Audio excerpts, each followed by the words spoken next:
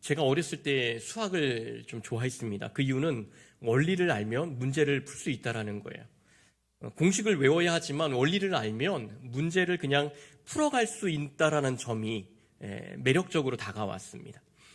우리의 삶도 유사한 부분이 있다라고 봅니다. 아무리 복잡해 보이는 문제를 만나도 우리가 원리를 아는 사람은 크게 당황하지 않습니다.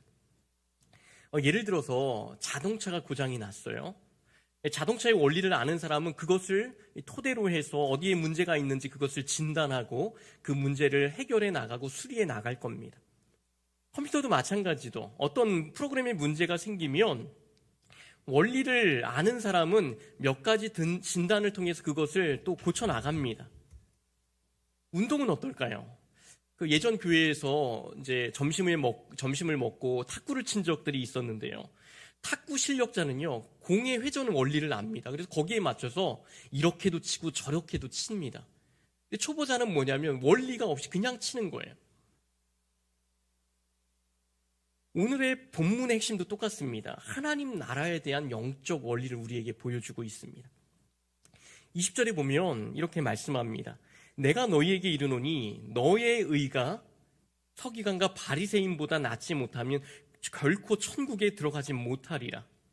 천국에 대한 예수님의 기준입니다. 우리의 의가 바리새인과 서기관보다 낫지 못하면 천국에 들어가지 못한다. 우리가 천국에 들어가기 위해서는 서기관의 의, 바리새인의 의가 무엇인가? 그것이 왜 잘못되었는가? 예수님이 말씀하신 그 바른 의가 무엇인가? 우리가 그것을 알아야 된다는 거예요. 그것이 바로 영적 원리라는 것이죠. 본문을 포함한 마태복음 5장 21절에서 48절을 보면요, 두 기준이 나옵니다. 하나는 뭐냐면 바리새인들이 제시한 율법의 기준이고요. 하나는 예수님이 완전케 하신 그 율법의 기준을 보여줍니다. 근데 이 두 차이가 얼마나 큰지 몰라요. 우리가 오늘 그것을 볼 것인데요. 우리가 이 땅에서 천국 백성으로 살아가기 위해서는 성경이 말하는 이 영적인 원리를 깨달아야 합니다. 그런데 많은 사람들이 이 영적인 원리를 보려고 하지 않아요. 이런 것들을 단순화시켜서 그냥 편하게 가려고 합니다. 머리 아픈데 뭘 그렇게 해야만 하는가요? 그냥 알려주세요, 간편하게. 이런 식의 반응들이 많이 있죠. 신앙생활을 하는 것은 예배하는 것이다, 헌금을 드리는 것이다, 모임에 잘 참석하는 것이다, 이런 식의 접근이 대부분입니다. 이런 식의 접근은 613가지의 율법을 가지고 10,000가지 이상의 율법을 만들어냈던 그 바리새인들에게 접근 방식과 크게 다르지 않다라는 거예요. 이것도 지키고 저것도 지키고 이렇게 말할 그곳에 이 원리가 찾을 수 없다라는 것이죠. 바울 서신에 보면 이 강조하는 내용이 무엇인가 보면 이래요. 예수 그리스도를 믿고 성령으로 인하여 이끌려가는 사람들은 어떤 일을 풀어갈 때 단순히 행동에 의해서 움직이는 사람이 아니라는 거예요.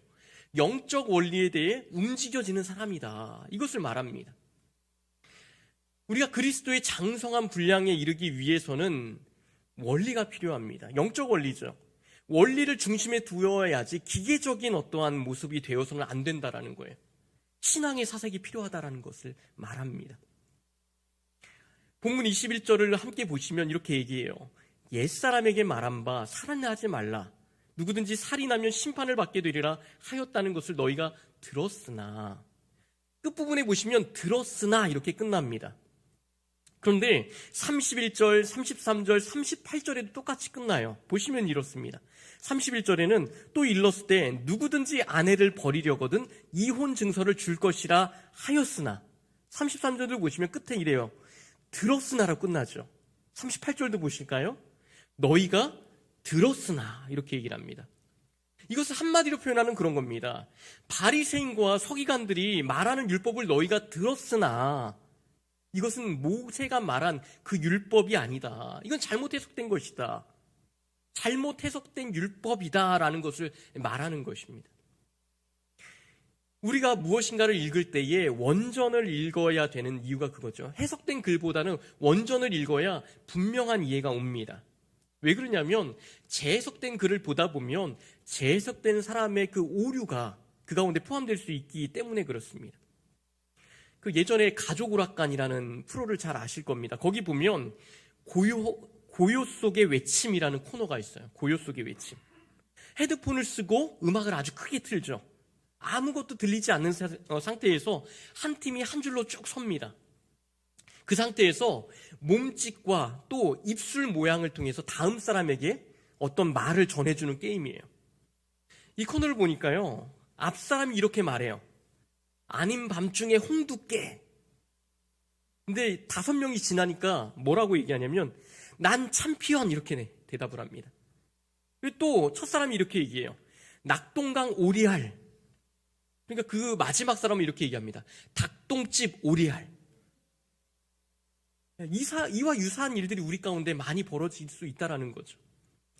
예전에 몇 분들과 함께 어떤 분의 이야기를 함께 들은 적이 있어요. 나와서 그 얘기를 조금씩 하는데요.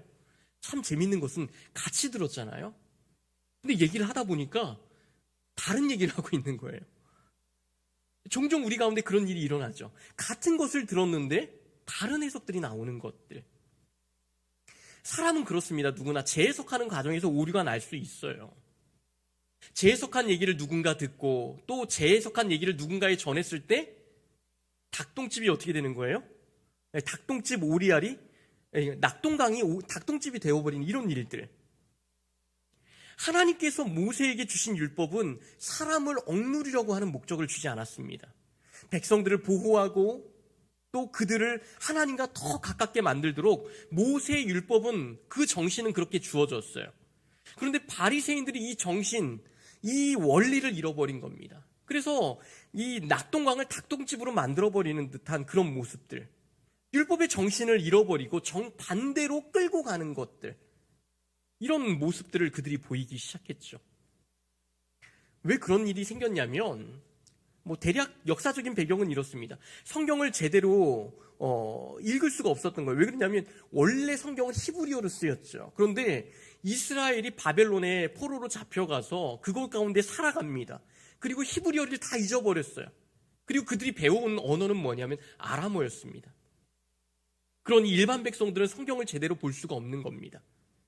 바리새인들이 해석해 주는 것을 가지고 그것에 의존해야만 했는데 문제는 이 바리새인들이 정치적인 욕심, 자기의 의, 자기의 어떤 것들을 담아서 해석하기 시작했다는 거예요.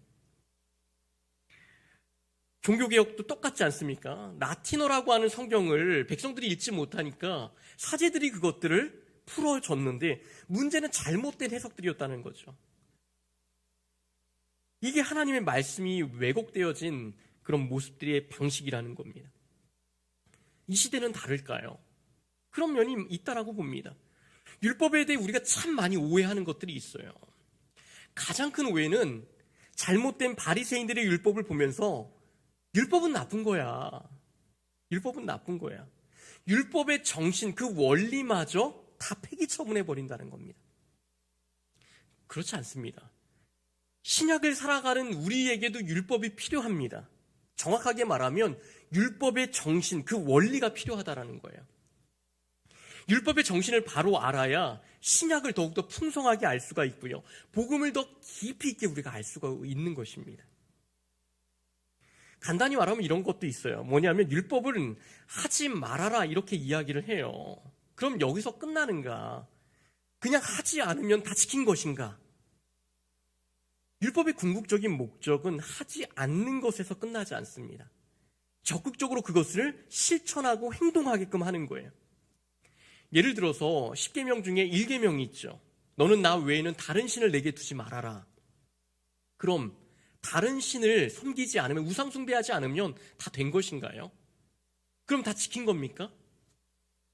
이 안에는 우상 숭배만 하지 말아라가 아니라 하나님을 섬기고 하나님을 적극적으로 사랑해라. 이게 바로 율법의 정신이라는 거죠. 율법은 하나님과의 살아있는 관계예요. 기계적이지 않습니다. 하지 않는 것으로 끝나는 것이 아니라 단순히 몇 가지 지켜가는 것으로 끝나는 게 아니라 하나님에 대한 사랑과 섬김이 율법의 정신 안에 녹아져 있다는 것입니다. 바리새인들의 해석이 잘못된 이유는 자기들이 지킬 수 있는 것, 자기들이 하고 싶은 것, 율법을 해석하고 자기들이 구미에 맞는 어떤 조항들과 적용점들을 만들고 그것을 강요했다라는 거예요. 하나님의 말씀을 그대로 받아들이는 것이 아니라 예를 들어 탈무드를 만들어서 하나님의 말씀의 기준을 인간의 기준으로 끌어내립니다. 낮춰버리고 자신들이 할 수 있는 것, 자신들이 유리한 것, 이것들로 다 짜깁기 한 거예요. 그래서 예수님이 말씀하시는 거죠. 이제까지 바리새인들과 또 서기관들에게 잘못 해석된 부분들, 그것을 쭉 나열하면서 너희가 이렇게 들었지, 내가 너희에게 이렇게 말할게. 본래의 뜻은 이런 거야 라고 하면서 지금 전혀 다른 예수님의 해석을 내놓고 계시는 겁니다. 예를 들어 우리가 또 이런 걸 생각해 볼 수가 있어요. 여호와의 증인, 잘 아시죠? 수혈을 거부합니다. 뉴스를 통해 가끔가다 그런 게 나와요. 자녀가 교통사고를 당했어요. 수혈을 해야 살 수 있습니다. 그런데 수혈을 거부해서 자녀가 죽어버리는 일이 생깁니다. 군대도 거부합니다. 그리고 그냥 감옥에 가요. 그 이유는 성경을 문자적으로 해석하기 때문에 그렇습니다. 이 레위기에 보면 피를 멀리하고 피째 먹지 말라는 말씀이 있습니다. 그러니까 수혈도 뭐라는 거예요? 피를 먹는 것과 동일하다. 하면 안 된다라는 거죠. 신명기에는 피는 생명이라고 말을 해요. 이렇게 말한 이유는 뭐냐면 생명의 귀중함의 원리를 얘기를 한 거예요. 피를 먹지 말라는 것은 생명의 귀중함의 원리인 겁니다. 전혀 다른 해석이 나오는 거예요. 예수님이 말씀하신 팔복을 보세요. 심령이 가난한 자는 복이 있나니 천국이 그들의 것이며, 어디에서부터 출발합니까? 내적 원리가 설명이 되고 그 다음에 행동이 설명이 됩니다. 스피릿, 정신, 성령, 이것으로부터 출발해서 삶의 모든 행동으로 이어진다라는 거예요. 순서를 보세요. 행동 다음에 내적 변화가 아니라 내적 변화가 일어난 그곳에 행동의 변화가 뒤따라온다라는 거예요. 결과적으로 보면 우리의 속사람을 바라봐야 된다는 거예요. 속사람을 보지 않고 자꾸만 겉사람을 바라보니까 어떻게 되는 거예요? 바리새인들이 추구했던 율법주의로 가는 길이 거기서 있는 것입니다. 바리새인들의 문제는 무엇이었을까요? 그것은 밤낮 행위에만 관심을 가졌던 사람들이라는 거예요. 나 살인하지 않았어. 간음하지 않았어. 그러니까 나는 죄가 없어. 이런 식으로 행위로 접근을 했다라는 겁니다. 잠언서 23장 7절을 보면 이런 말씀이 있습니다. 대저 그 마음의 생각이 어떠하면 그 위인도 그러한지. 무슨 말이죠? 마음의 생각이 그 사람이 어떤 사람인가를 이야기한다는 겁니다. 행위에 있지 않고 뭐예요? 마음에 있다라는 거예요. 그 사람의 본질은 마음에 있다라는 거예요. 우리가 정치권에 있는 사람들을 향해서 많은 비난을 할 때가 있죠. 뉴스를 보면서 기업인들의 경영 방식을 보면서 이런저런 얘기를 합니다. 또 이번에 LH공사 사태를 보면서 분노하는 사람도 적지 않다라고 봅니다. 그러면 우리는 다른가? 죄송합니다만 내가 그렇게 할 능력이 없고 그런 상황이 오지 않았을 뿐이지 나는 절대 그러지 않을 거야. 이렇게 장담할 수 있는 사람이 있나요? 만약에 나에게 100억씩 갖다 주는 사람이 없으니까 그렇지 누군가 큰 돈을 갖다 주면서 말할 때 아무런 욕심 없이 고민 없이 그 유혹을 뿌리칠 수 있습니까? 문제는 마음이라는 거예요. 동기라는 거예요. 내가 어떤 원리에 의해서 움직여지고 있는가라는 겁니다. 이것이 준비되지 않으면 누구든지 그 환경이 다가왔으면 그렇게 될 때 얼마든지 죄에 빠질 준비가 되어 있다는 것입니다. 그러나 속사람이 변하면, 원리를 가지면 환경의 지배를 받지 않게 됩니다. 속사람이 변하면 폭풍과 같은 어떤 그런 환경에서도 속사람이라고 하는 이 나침반으로 그 방향을 가지고 그 원리를 가지고 그 폭풍과 같은 환경을 이겨나갈 수 있다는 것입니다. 제가 이렇게 원리를 설명하는 이유는 이것을 알아야 오늘 본문이 더 명확하게 다가오기 때문입니다. 원래 모세가 말한 이 살인하지 말라는 6계명은 살인 행위만을 얘기하지 않는 거예요. 이 안에는 누군가를 미워하거나 또 시기하거나 질투하는 그런 마음, 그 정신, 그것도 담겨져 있는 겁니다. 그런데 바리새인들은 이것을 인간의 기준으로 낮춰버리죠. 실제적인 살인 행위를 하지 말라는 뜻으로 축소해버립니다. 그러니까 율법의 정신은 사라지고 법적 문제만 남는 거예요. 법적 문제. 바리새인들은 사람들을 미워하고 질투하고 비난하고 상처를 주었으면서도 이 안에 율법의 정신이 없으니까 자신들은 살인하지 않았어. 율법을 난 다 지켰어. 이렇게 그들은 생각했다라는 것이죠. 이제 22절을 통해 예수님께서 살인하지 말라는 계명을 3가지로 풀어가는 것을 그 이후에 우리가 볼 수가 있는데, 첫 번째는 이렇게 말합니다. 예수님은 형제에게 노하는 자마다 심판을 받게 된다고 말씀합니다. 영적인 원리가 시작되는 지점이죠. 마음속에 누군가를 향한 적대감을 느끼는 것, 이것이 이 살인에 해당하는 죄다. 이 실제 살인을 넘어서 마음에 이유 없는 어떤 분노, 화, 이것을 품으면 살인이라는 거예요. 예수님은 율법을 확장시켜 나가십니다. 우리는 믿음의 형제에 대해서 화를 내서는 안 됩니다. 그런데 이게 결코 쉽지 않은 거예요. 사람이라는 게요, 특별한 어떤 잘못이 없어도요, 누군가가 자기의 스타일에 맞지 않아도 이유 없이 좋지 않은 감정을 갖습니다. 이 사람이라는 게 참 그래요. 우리 본성은 그래서 살인하지 않을 수가 없는 거예요. 문제는 이런 마음을 품으면 살인에 해당되는 형벌을 받게 된다라고 예수님 말씀하는 거예요. 또 2번째로, 형제에 대하여 라가라 하는 자는 공회에 잡혀가게 된다고 말합니다. 라가라는 말의 뜻은 이런 거예요. 쓸모없는 놈, 이런 겁니다. 쓸모없는 놈. 누군가를 향해서 멸시하는 태도죠. 속으로 쟤는 안 돼, 이런 식의 태도입니다. 솔직히 한번 생각해 보세요. 누군가를 향해서 멸시하는 태도를 가졌던 적이 우리가 얼마나 많이 있습니까? 내 우월감을 가지고 우리의 태도가 바리새인과 얼마나 비슷한가를 한번 보세요. 멸시하는 태도, 경멸하는 태도, 조롱하는 말, 실제로 죽이지는 않지만 이 안에는 살인으로 이끄는 정신이 깃들어 있는 것입니다. 이런 정신이 공동체를 분열시키는 원인이라는 거예요. 자, 3번째로 예수님이 이렇게 말씀하세요. 미련한 놈이라 하는 자는 지옥불에 들어가게 되리라. 이것은 욕설입니다. 다른 사람에게 욕하는 것인데 욕하면 어떻게 된다는 거예요? 지옥불에 들어간다. 사람들이 운전하면서 얼마나 욕을 많이 합니까, 사실. 지옥불에 들어간대요, 근데.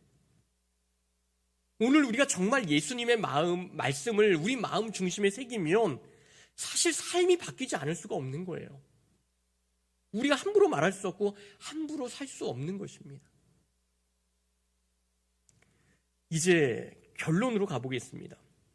오늘의 말씀은 단순히 예배드리려면 형제와 화해하고 알아, 이것을 사실 넘어섰죠.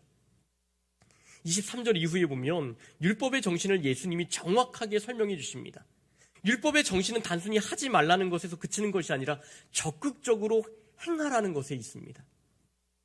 예수님이 완성하신 율법은 우리가 다른 사람을 살인하거나 약한 생각을 품지 않는 것으로 끝나지 않는다는 거예요. 그럼 어디로까지 발전해 가느냐?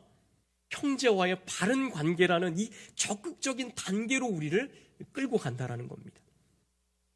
어떤 분들은 율법은 왜 이리 하지 말라는 게 맞냐 이렇게 말하지만 그것은 율법에 대한 이해의 부족입니다. 율법은 하지 말라는 것에서 끝나는 것이 아니에요. 하나님의 아름다운 그 선함으로 나아가도록 우리를 제시해 갑니다. 그렇기 때문에 율법의 정신을 아는 사람은 율법의 선한 방향을 따라서 하나님의 온전함이라고 하는 그 목표를 향해서 거룩함이라고 하는 그 삶으로 적극적으로 나아가게 하는 거예요. 복음의 삶을 살게 하는 것입니다. 언제나 우리를 넘어뜨리려고 하는 죄악들이 우리 가운데, 우리 속에 있습니다. 하지만 하나님의 무한하신 은혜는 우리를 멈추지 않게 하는 거예요. 적극적으로 하나님의 그 선하심을 붙들게 하는 것이고요. 그 선한 목표를 향하여 계속 우리를 이끌고 가고야 마는 것입니다. 살인하지 말라는 계명은 살인하지 않는 것을 넘어, 미워하지 않는 것을 넘어 이웃과 화목하게 하고 화평하게 하는 적극적인 이 사랑의 단계로까지 우리를 몰고 가고 있다라는 것입니다. 바리새인과 서기관들을 보세요. 단지 사람을 죽이지 않는 그런 계명으로 바꾸어 버렸습니다. 그러니까 여기에는 뭐가 빠지게 된 겁니까? 화목, 화평, 사랑의 원리가 빠져버리는 거예요. 이들은 모세의 율법을 재해석하면서 사랑의 정신을 빼버린 겁니다. 그 자리에는 자기의 의와 또 정죄만이 남았던 겁니다. 제가 예전에 설날을 앞에 두고 화장실에서 지갑을 주운 일이 있습니다. 바지를 내리고, 상상하지 마시고요. 자리에 딱 앉았는데 눈에 뭐가 딱 들어오는 거예요. 지갑이 들어오는데 두툼한 겁니다. 열어봤더니요, 얼추 세보니까 한 50만 원 정도가 있는 거예요. 현금만. 수표 빼고 말씀드리는 겁니다. 부끄러운 얘기지만 거짓말 보태지 않고 그 지갑을 여는 순간 1, 2초 사이에 제 머릿속에 무슨 생각이 지나갔는지 아십니까? 야, 두툼하다. 몇 장 빼도 모르겠네? 네가 목사냐? 예. 정말 순식간에 머릿속에 이 세 질문이 저에게 지나가더라고요. 저는 그 짧은 순간에 이미 10계명 중에 10번째 계명을 어긴 겁니다. 그럼 제가 이 율법을 어긴 것으로 하지 않는 방법은 무엇일까요? 저는 실제로 훔치지 않았어요. 오히려 그 안에 있는 명함을 보고 전화를 해서 찾아줬습니다. 저는 의로운 사람입니다. 두 해석의 차이를 아시겠습니까? 남들 같으면 돈을 가져갔을 텐데 저는 찾아줬으니까 의로운 사람 아닌가요? 자랑할 수 있는 것 아닙니까?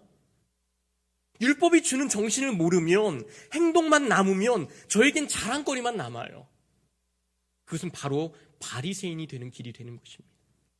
그러나 성경의 원리를 믿는 사람은 짧은 순간이지만 죄가 내 마음에 자리 잡았음을 보면서 애통하는 거예요. 아, 이것이 나의 실체구나. 내가 목사라고 하는데 말씀을 전하는 사람이라고 하지만 여전히 죄에 노출되어 있구나. 죄 앞에 무너질 수 있구나. 이 사실을 인식하고 하나님 앞에 납작 엎드리는 겁니다. 23절과 24절입니다. 이렇게 말해요. 그러므로 예물을 제단에 드리려다가 거기서 내 형제에게 원망 들을 만한 일이 있는 것이 생각나거든. 예물을 제단 앞에 두고 먼저 가서 형제와 화목하고 그 후에 와서 예물을 드리라. 우리는 이제 이 모든 것들을 내려놓고 살인이 아니라 결국 어디로까지 가느냐? 다시 한번 말씀드리지만 예물을 드리려거든, 예배를 드리려거든 형제와의 관계를 화목케 하노래 드리라는 겁니다. 시편 66편 18절에 이렇게 이야기합니다. 내가 나의 마음에 죄악을 품었더라면 주께서 듣지 아니하시리라. 나의 마음에 죄악을 품었더라면, 우리 행위에 있는 것이 아니라 무엇입니까? 마음에 있는 것이죠. 예배를 드릴 때에 내 마음속에 고백하지 않은 죄가 있으면 그 예배는 소용이 없다. 마당만 받는 예배, 하나님이 받으시지 않는 예배가 된다. 끊임없이 우리의 마음을, 속사람을 겨냥해 있습니다. 예수님의 원리는 그래요. 그리고 우리로 하여금 행동하게 합니다. 죄를 버리게 하는 거예요. 만일 지금 여러분 가운데, 우리 가운데 형제와 잘못된 일이 있고 마음에 틀어진, 해결하지 못한 것이 있다면, 하나님 앞에 막힌 것들이 있다면 오늘 우리가 드리는 기도는 그 죄로 말미암아 땅에 떨어지고 버리고 마는 기도가 된다라는 것입니다. 그렇기 때문에 예물을 제단 앞에 두고 먼저 가서 형제와 화목한 후에, 단순히 형제만을 말하는 것이 아니라 더 넓게 말한다면 우리의 죄의 문제를 해결한 후에 예배해라. 사무엘상 15장에 보면 우리가 너무나 잘 알고 있는 말씀이 있죠. 하나님이 사울 왕에게 아말렉을 모두 진멸해버리라고 말씀합니다. 그런데 사울이 어떻게 합니까? 그렇게 할 필요가 없다 하면서 하나님께 드릴 짐승과 가축을 남겨두겠다고 말합니다. 그런데도 사울 왕은 모든 것이 잘 됐다고 생각하면서 예배하며 찬양을 드리기 시작합니다. 그때 사무엘 선지자가 갑자기 나타나서 당신 지금 무엇을 하고 있습니까? 묻죠. 사울이 대답하길 나는 하나님의 명령을 수행하는 중이라고 말합니다. 그때 사무엘이 이야기합니다. 여호와께서 번제와 다른 제사를 그의 목소리에 순종하는 것만큼 좋아하겠냐. 순종이 제사보다 낫고 듣는 것이 순양의 기름보다 낫다. 이렇게 유명한 말을 하죠. 우리가 생각할 때에는 누군가가 부활하고 누군가의 관계가 깨어져도 죄가 우리 가운데 있어도 내가 예배하고 내가 하나님을 위해서 이러저러한 일들을 많이 하면 될 것이라고 생각을 합니다. 하지만 예수님은 아니다. 형제와의 관계부터 회복하고 와라. 죄의 문제를 해결해라. 그렇지 않으면 너의 모든 행위를 받지 않겠다 말씀하시는 겁니다. 우리는 자꾸만 하나님의 기준을 나의 기준으로 낮추려고 합니다. 그러면 형제와 화목하지 못한 것을 크게 생각하지 않아요. 문제로 보지 않게 됩니다. 자본주의의 논리를 따라서 뭔가 하나님을 이루어 드리면 하나님이 기뻐하실 것이라고 생각을 해요. 그러나 예수님은 화목의 문제를 10계명에 살인하지 말라는 그 가장 긴박한 문제로 말씀하셨습니다. 한순간도 지체하지 말고 예물을 제단 앞에 그냥 두고 그 문제를 해결하고 와라. 어떻게 하시겠습니까? 혹시라도 우리 가운데 이와 같은 상황이 있다면, 마음에 이러한 문제가 있다면 우리가 어떻게 해야 될까요? 사울 왕과 같이 좋은 것으로 예배하면 된다 생각하시겠습니까? 사랑하는 여러분, 하나님은 우리의 거룩한 예배를 받기 원하십니다. 하나님을 사랑하고 경외할 뿐만이 아니라 삶의 예배자로서 이웃과 화목한 모습으로 빛과 소금으로 이 땅을 살아가기를 원하십니다. 그런데요, 우리의 본성으로는 불가능하다는 거예요. 우리의 모든 죄와 허물을 용서하신 하나님의 그 놀라운 그 사랑이 우리를 먼저 녹여야만 하는 것입니다. 하나님 앞에 무릎을 꿇어야만 하는 것입니다. 율법이 주는 정신, 하나님의 기준을 가져야 합니다. 예수님이 이루신 십자가의 은혜를, 그 복음을 받아들여야 합니다. 우리를 세상의 화해자로 부르신 그 부르심의 그 앞에 우리가 나아가야 하는 것입니다. 그때 성령님께서 우리를 통해서 역사하실 것입니다. 이것이 죄인된 우리가 선을 행할 수 있는 영적인 원리임을 기억하며 우리도 예수 그리스도의 가르침 가운데 영적 원리를 가지고 날마다 승리할 수 있기를 주님의 이름으로 축원드립니다.